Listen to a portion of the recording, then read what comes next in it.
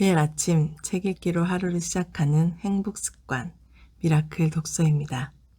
오늘 함께 읽어볼 책은 책의 말들입니다. 김겨울 지음, 유유 출판사 책이고요. 2021년 3월 28일 알라딘 기준 인문학 주간 18위를 기록하고 있습니다. 들어가는 말, 이러다 내가 책이 되면 어쩌지? 내가 책이 아니면 어쩌지? 하는 불안과 내가 겨우 책에 불과하면 어쩌지? 하는 공포 사이에서 이 책은 완성되었다. 이 책은 책으로 건축되어 있다. 단순히 책의 말들 이어서 가는 게 아니라 이 책 자체가 책이라는 주제로 중층 구조를 이루고 있어서다. 말하자면 이 책은 책에서 발췌한 책에 관한 문장을 바탕으로 쓴 책이다. 제목이 책의 말들이니 여러 책에서 읽은 인상 깊은 문장을 자유롭게 가져올 수도 있었다. 혹은 다른 문장 시리즈에서처럼 가사를 빌려오거나 인터뷰 내용을 가져올 수도 있었다. 그러나 이 책은 그 두 가지 가능성을 모두 거부하고 책에서 발췌한 책에 관한 문장만을 바탕으로 완성되었다. 이 책을 오로지 책으로 건축한 책으로 만들고 싶었기 때문이다. 책으로 만들어진 책. 이건 나의 청사진일 수도 있다. 내 마음의 건축술은 이토록 허술해서 책에 빛을 쬐면 얇은 종이 위로 설계도가 배어나온다. 그 설계도는 내가 무려 한 권의 책일 수 있다는 것을, 혹은 겨우 한 권의 책에 지나지 않는다는 것을 보여주었다. 설계도를 감추려는 욕망과 드러내려는 욕망 사이에서 100여 번을 헤맸다. 온전하지도 않지만 완전히 틀리지도 않은 설계도 100장이 그려졌다. 이 책에는 책에 관한 100개의 문장과 그 문장에 관한 100편의 글이 실려있다. 100개의 문장은 책이라는 단어 혹은 그와 관련된 도서, 독서, 문헌 등의 단어가 포함된 것으로 선정했다. 책이 겹치지 않도록 또 문장 간의 내용이 겹치지 않도록 주의했고 다양한 맥락 안에서 문장을 고르기 위해 노력했다. 그러기 위해 나름의 원칙을 세웠는데 일종의 반칙으로 간주하고 사용을 자제한 문장 인용 방법은 다음과 같다. 첫째, 책에 관한 책 인용하기. 이런 책은 이미 책이라는 존재를 분석하며 감상을 나누고 있으므로 새로운 책을 쓰는 저자로서 인용을 피하는 것이 옳다고 여겼다. 그럼에도 전혀 인용하지 않을 수는 없었고 이 방법은 4회에 사용되었다. 둘째, 이 책은 모모한 책이다. 혹은 이 책에서는 모모를 하고 있다. 라는 문장 인용하기. 이 방법을 쓰면 우리나라에 존재하는 거의 모든 번역서의 옴기니의 말 내지는 문학책의 서문에서 인용할 문장을 찾을 수 있지만 그러면 책이 재미없고 단조로워지리라 판단했다. 이 방법은 2회 사용되었다. 셋째, 두 문장 이상 인용하기. 앞뒤 맥락을 붙이면 의미를 더 풍부하게 전달할 수 있을 만한 문장이 많았으나 그중 책 내지는 책과 관련된 단어가 들어간 한 문장만을 인용하였다. 이는 인용한 책의 내용에 갇히지 않고 자유롭게 글을 쓰기 위해 내가 나 자신에게 부여한 한계이다. 딱 한 번 인용한 문장에 다음 문장을 연이어 썼다. 요컨대 한 문장 속에서 책 혹은 책과 관련된 단어가 맥락에 맞게 자연스럽게 등장하는 경우를 고르고자 노력했다. 이러한 원칙을 세우고 문장을 고르다 보니 자연스럽게 소설과 에세이, 인문교양책의 비중이 높아졌고 과학책의 비중은 낮아졌다. 되도록 다양한 분야의 책에서 문장을 발췌하고 싶었으나 책의 태생적인 한계가 있었다. 그럼에도 좋은 문장을 고르기 위해 또 그 문장에서 생각을 확장시키는 글을 쓰기 위해 노력했다. 더불어 책에 관한 문장을 뽑았다고 해서 책 이야기만 하지는 않았다. 해당 문장에서 연상되는 다양한 소재를 활용하여 글을 썼으므로 이 책은 순전히 책에 관한 책이 아니라 책을 읽어온 나와 내가 살아가는 세계에 관한 100편의 이야기이기도 하다. 차라리 책에 관한 책일 것이라는 기대를 버리고 읽는 편이 좋을지도 모른다. 책으로 만들어진 책이 세계를 조심스럽게 두드리고 있다. 이 책은 17세기 작곡가 장 필리프 라모의 많은 빚을 지고 있다. 상냥한 호소 혹은 부드러운 탄식, 글을 쓰기 전 가만히 앉아 이 곡을 듣고 또 들었다. 부드럽고 상냥하게 탄식하는 법을 배워야 했다. 책을 외면하는 이들과 그것을 애석해 하는 나에 대하여 나는 다시 단식하며 2021년 1월 김겨울. 문장 1. 사자가 위장에 탈이 나면 풀을 먹듯이 병든 인간만이 책을 읽는다. 독서는 인간의 본능을 거스른다. 자연의 위협으로부터 자신을 지키기 위해 끊임없이 새로운 자극에 반응하도록 훈련된 인간의 뇌에 독서는 너무 지루한 행위다. 글자를 배우고 문장과 문장을 연결하고 문단과 문단을 엮고 차근차근 그 말을 경청하고 선사시대라면 그 사이에 사자에게 잡아먹히고도 남을 것이다. 대부분의 인간은 책 없이도 잘 살아왔고 아마 앞으로도 그럴 것이므로 무한한 책의 세계가 주는 지혜와 위로를 필요로 하는 사람들만 책의 세계로 살금살금 걸어 들어가면 된다. 그렇게 걸어 들어가는 모두가 병든 인간인 것은 아니다. 병들지 않은 인간도 책을 읽는다. 병들지 않은 인간은 책의 세계를 관광객처럼 둘러보고 자신에게 필요한 조각을 찾은 뒤 값을 치르고 길을 나선다. 그러나 병든 인간은 책의 세계에 기꺼이 자신을 바친다. 어떤 이는 자신이 재물이 되어도 좋겠다고 생각한다. 자신이 재물이 되어서 책의 세계의 작은 벽돌 하나로 남아도 좋겠다고 생각한다. 그는 이 세계가 번창하기를 소망한다.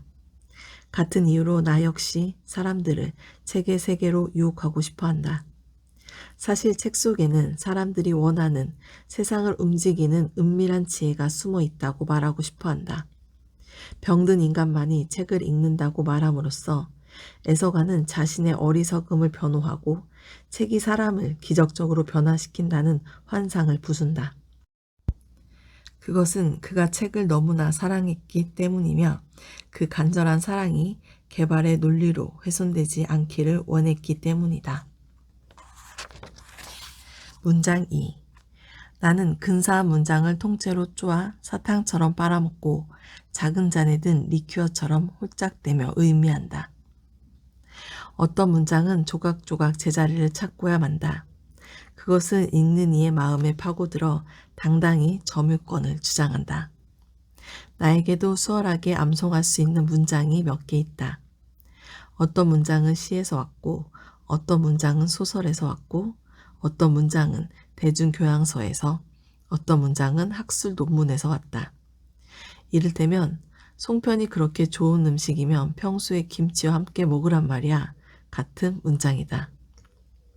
아니 잠깐, 이 문장을 이렇게 외우고 있을 생각은 없었는데 문장력이란 사실 별 의미 없는 말인지도 모른다. 미문을 잘 쓰는 것과 글을 잘 쓰는 것은 다른 일이다. 하지만 문장에는 분명한 힘이 있다. 문장은 종합적인 독해 과정 없이 곧바로 독자에게 전달된다. 예컨대 글 전체가 왜곡으로 움직인다면 문장은 직선으로 움직인다. 그 직선이 모여 거대한 커브를 이룸으로써 저자의 의도가 두껍게 전달된다. 문장만 뚝 잘라내는 일이 때로는 위험한 이유다. 문장은 쉽게 오해되는 동시에 쉽게 읽히기에 무섭다. 이 책 역시 그러한 혐의에서 자유로울 수 없으며 이 책에 수록된 100개의 문장은 맥락이 배제된 채 자유로운 글쓰기를 위한 도구로 선택되었다. 문장 3. 필요한 서류들을 가방에 넣다가 나도 모르게 손에 잡히는 책 한 권을 넣는다. 20대 초반에 고등학교 시절 나를 가르친 논술 선생님과 이야기를 나눈 일이 있었다. 선생님이 자기는 하루에 커피를 5잔씩 마신다며 처절한 중독 상태라고 말했던 기억이 나고 자신이 모은 빈티지 만년필 중 한 자루를 나에게 주었던 기억도 난다. 내가 직접 바느질해서 만든 공책을 그날 드렸던가, 다른 날 드렸던가, 아니면 우편으로 붙여드렸던가? 많은 게 확실하지 않지만 선생님 말 중 아직도 기억나는 한마디는 가방에 책 한 권 들어있지 않은 사람과는 별로 대화를 나누고 싶지 않다 였다. 아니, 대화를 나누고 싶지 않다가 아니라 상대하고 싶지 않다였던가? 아니면 친해지고 싶지 않다였던가? 아무튼 그런 요지의 말이었다. 정확히 그날 한 말인지조차 기억나지 않지만 바라자만큼은 또렷이 기억하고 있다. 그 말을 들었을 때 내 가방에 책이 들어있었던가, 들어있어도 안도했던 것도 같고, 들어있지 않아 부끄러웠던 것도 같다. 책 없이는 밖에 나가지 못하는 유구한 습성을 지니고 있는데도 이 나이가 되도록 가방을 챙길 때면 가끔 그 말이 생각난다. 가방에 책 한 권도 들어있지 않는 사람과는 땡땡땡땡. 하지만 나는 가방에 책 한 권도 들어있지 않은 사람들과도 몇 년째 잘 지내고 있다. 아마 선생님도 그러리라 짐작하고 있다. 저 말은 수사에 가깝다고 생각한다. 이왕이면 있는 사람과 깊은 이야기를 나누는 편이 즐겁다는. 문장 4. 사람들 앞에서는 책을 존중하는 듯 말해야 하지만 꽤 무자비하게 책을 오용한다. 어렸을 때는 책 위에 말도 안 되는 거 올려놓으면 아버지에게 혼이 났다. 아버지는 나에게 책을 그렇게 대우하지 말라고 가르쳤다. 뜯어서 부스러기가 날리는 과자 봉지라든지 새로 산 신발이라든지 막 조립한 장식물 같은 것들이 그렇게 책에서 내려왔다. 책을 존중하는 사람이 책에서 무언가를 배울 수 있다고 생각하셨던 것 같다. 하지만 그러기에 내 방에는 책이 너무 많았고 책은 걷잡을 수 없이 방을 차지해 나갔기 때문에 책 위에 뭘 올려놓지 않으려면 약간의 고개를 감수해야 했다.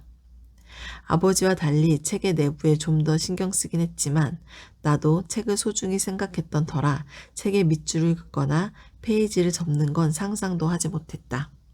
특히 좋아하는 책은 더 그랬다.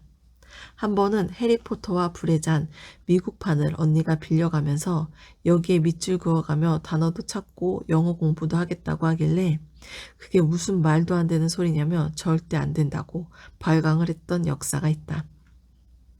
지금은 나도 책에 적당한 대우를 해준다. 라면 받침이나 모니터 받침으로 쓰지 않고 우그러지거나 망가지지 않도록 책장과 책상에 잘 모셔놓는다. 밑줄을 긋거나 메모를 하거나 페이지를 접거나 책 날개를 읽던 페이지에 끼워두는 만행은 별거리낌 없이 하지만 책을 찢거나 망가뜨린 일은 차마하지 못한다. 책을 성전처럼 모시는 태제와 책을 라면 받침으로 쓰는 안티태제를 넘어 책을 수단이자 목적으로 쓰는 신태제에 이르렀다 할 수 있겠다. 이것이 바로 책 모시기의 변증법이다. 겨우 종이 묶음에 불과한 물건이 뭐라고 이렇게 소중할까? 책은 어떻게 늘 종이 묶음 이상의 것을 해내는 걸까? 책이 단순한 종이 묶음 이상의 존재라고 믿는 사람들. 그래서 책을 소중히 만지고 읽고 소화하는 사람들에게 애정을 느낀다. 문장 5. 셔츠와 속옷, 돌돌 뭉친 양말더미, 주름을 따라 깔끔하게 접은 바지와 시간이 없어 밀쳐 읽지 못한 길거리에서 산 책 몇 권.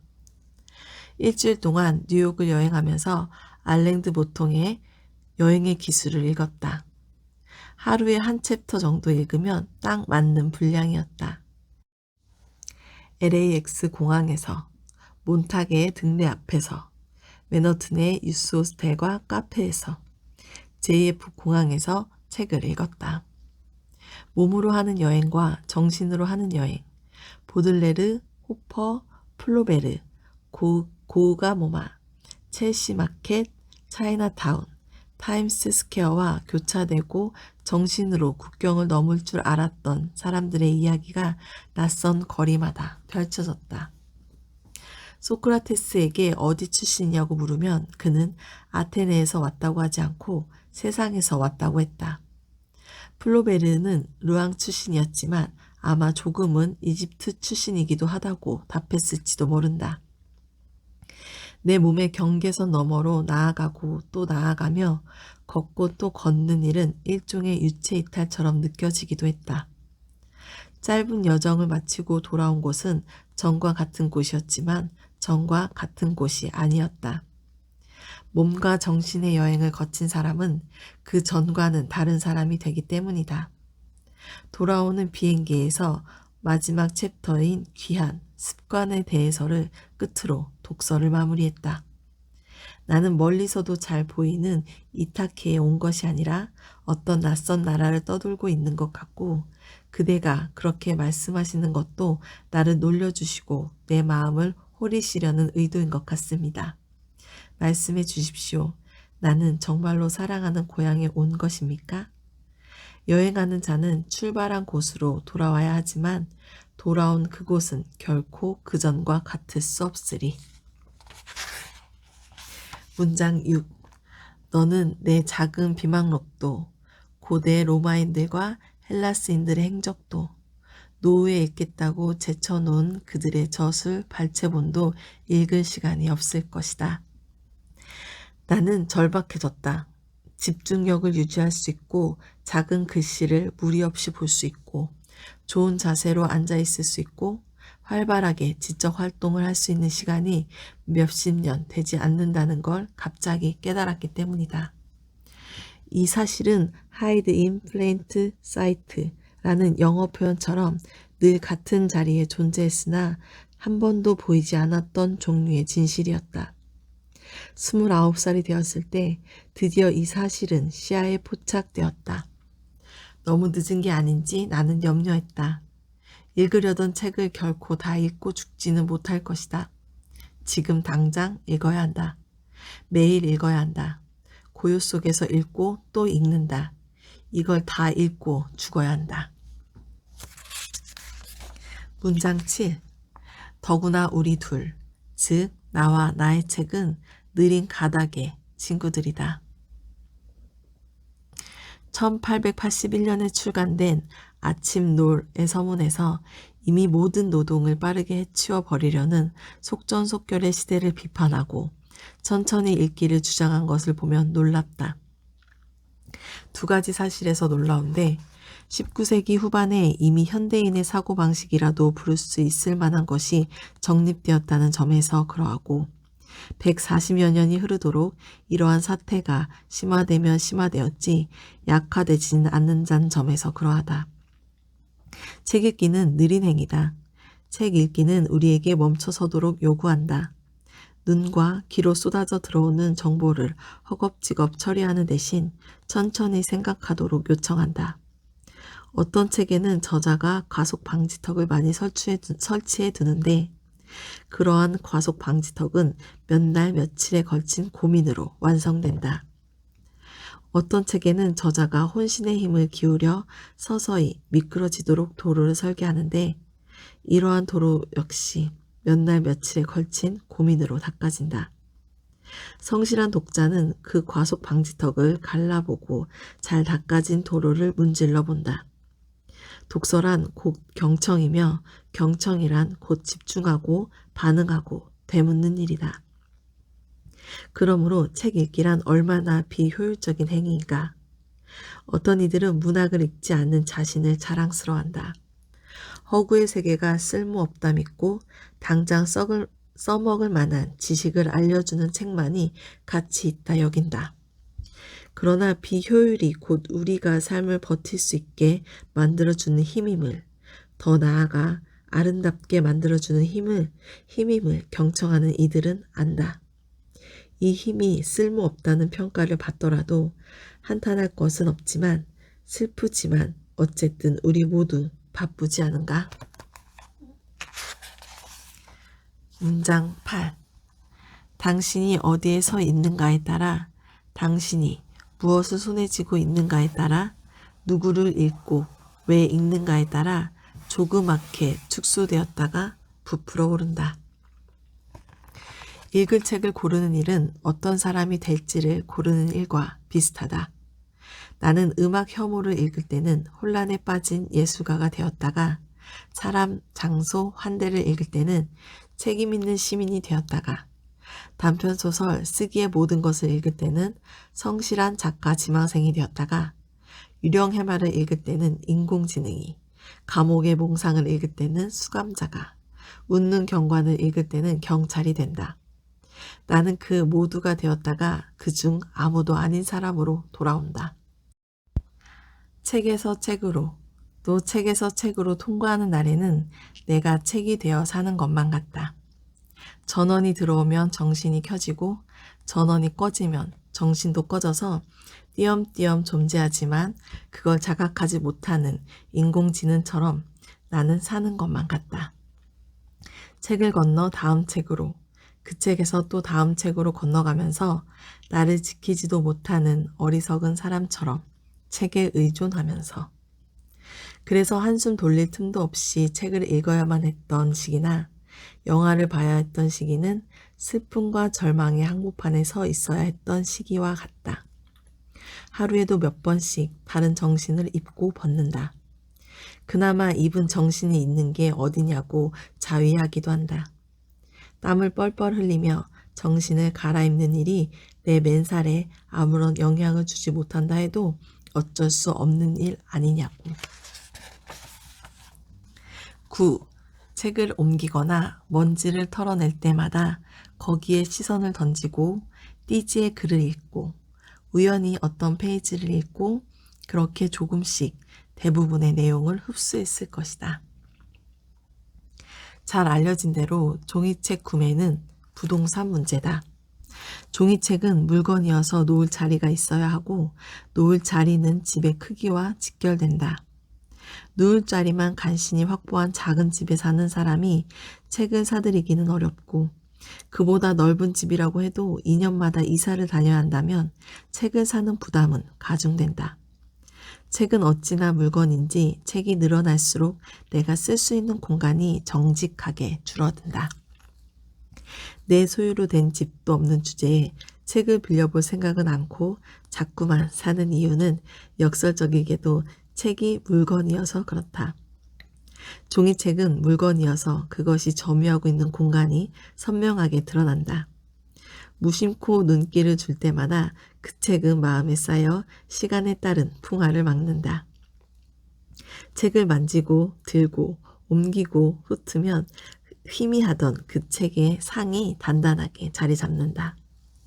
물리적 현실로 눈을 돌리는 순간 추상의 상태로 전환되는 비트와는 다르게 책은 그 자리에 존재한다는 사실만으로도 소유자에게 조금씩 흡수된다. 무한한 서재에 대한 동경이 있다.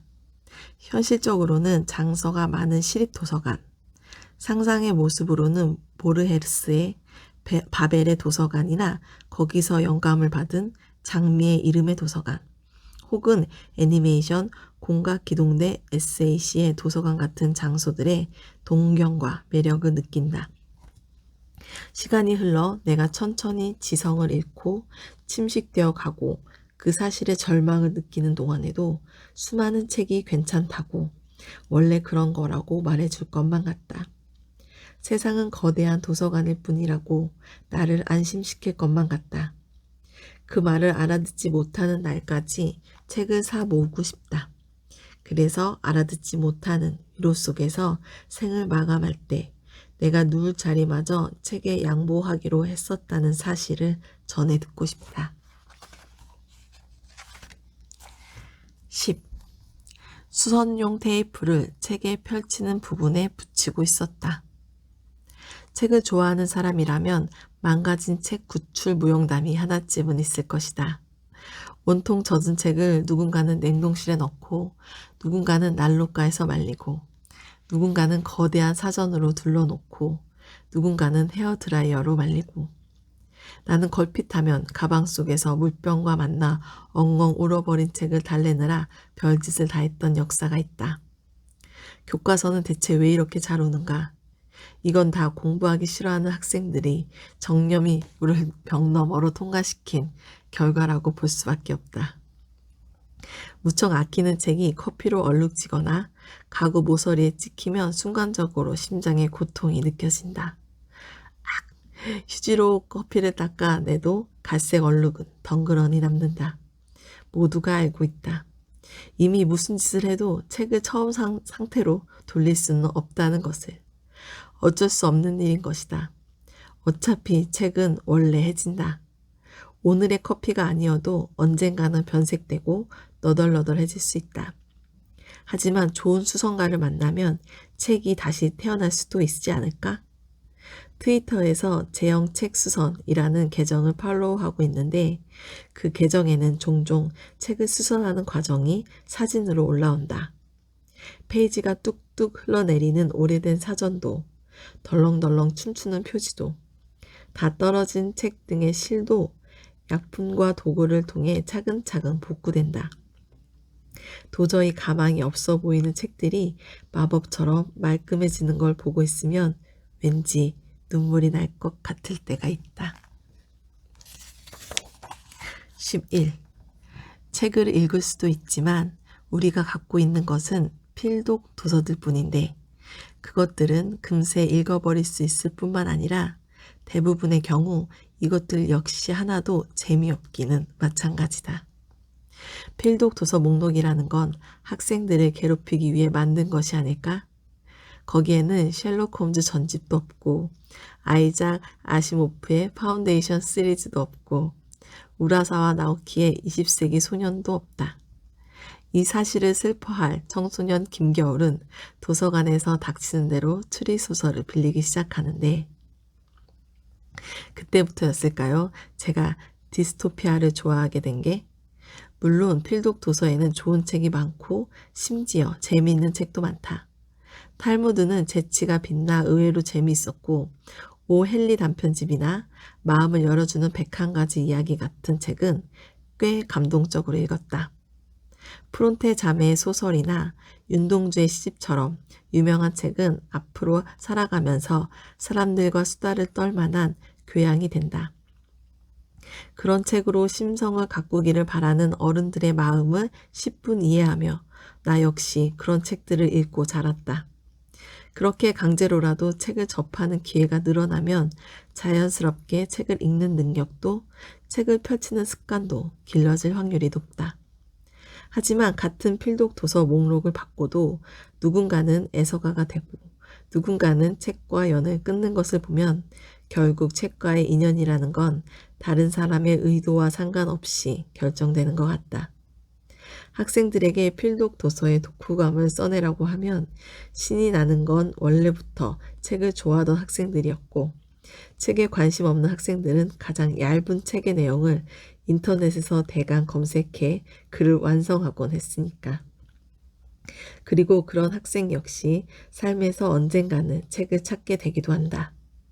누군가는 평생 책과 담을 쌓고 살다 군대에서 처음 책을 읽기도 하고 누군가는 몇 년 동안 책을 한 권도 읽지 않다가 겨울 서점을 보면서 오랜만에 책을 읽기도 한다. 책은 삶에서 다가오기도 하고 멀어지기도 하며 그것은 지극히 자연스러운 일이다. 오늘 미라클 독서는 여기까지 읽겠습니다. 이 책 너무 재밌네요. 오늘도 감사합니다.